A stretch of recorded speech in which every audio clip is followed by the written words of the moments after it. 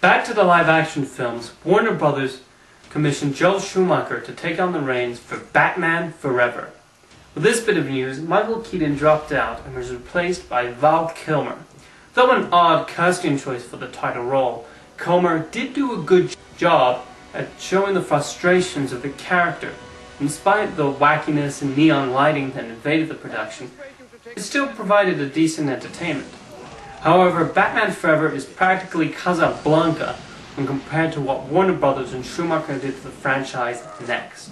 The studio asked Schumacher to pretty much make it a 2-hour-long toy first. Well, ask and they shall receive. George Clooney pretty much acted like an action figure in the role. And watching him play both Wayne and Batman, it seems ridiculous that nobody in Gotham has noticed that they are both the same person. People complain about Christian Bale's gruff voice, but hey, at least he makes an effort to disguise his voice. So considering everybody has already ranted about how much this film is terrible, let's move on then, shall we? After the failure of Batman and Robin, a proposed sequel to be directed by Schumacher and with Scarecrow and Harley Quinn as the villains was cancelled. And for years, DC Comics and Warner Brothers attempted to get the series back on track. One proposed idea was to have Darren Aronofsky direct with Clint Eastwood playing Bruce Wayne. Finally, it was decided that the best way to reboot the franchise was to tell the origin story of Batman. Memento director Christopher Nolan signed on to make the film, originally titled Batman Year One, after the Frank Miller graphic novel. Eventually, it was changed to Batman Begins, and the film was released to monumental acclaim in 2005. This was a new Gotham, like nobody had ever seen before. It was serious, and Nolan went for a more realistic feel, including filming on location in Chicago. Christian Bale was hired to play Batman, and he did an excellent job on the role, bringing out the suaveness to Bruce Wayne and the brooding nature of Batman in full force. Now, admittedly, I have my own qualms of the film. The whole beginning in Japan isn't particularly interesting, with the story picking up when Bruce Wayne returns to Gotham and decides to become Batman. Sorry to upset the comic book fans, but Ra's al Ghul is not an interesting villain. He was the one villain I disliked in the animated series, and that opinion is the same here, despite Liam Neeson playing him. Nonetheless, Batman Begins was a nice return to the series.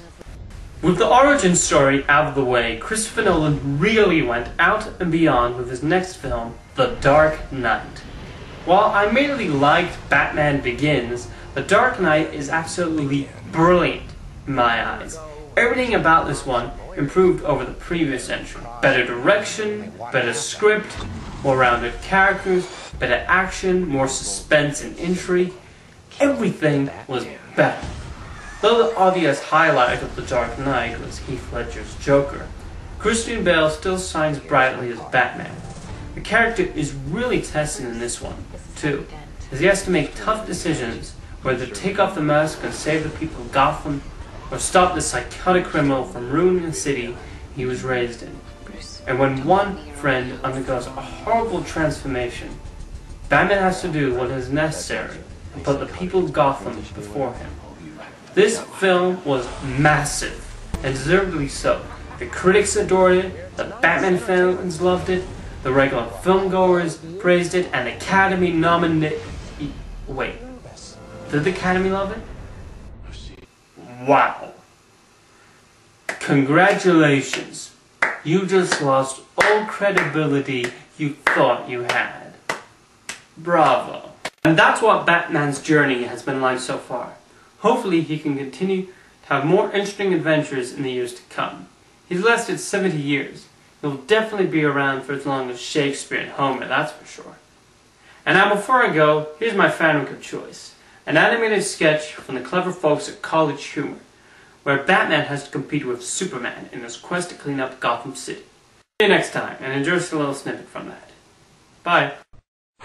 Oh, I punched him in the head. That's enough! It's time for Gotham to get the hero it needs. Not the hero it thinks it deserves, but the hero that it thinks that we think it needs to deserve. Because it's time to deserve a hero and things for Gotham.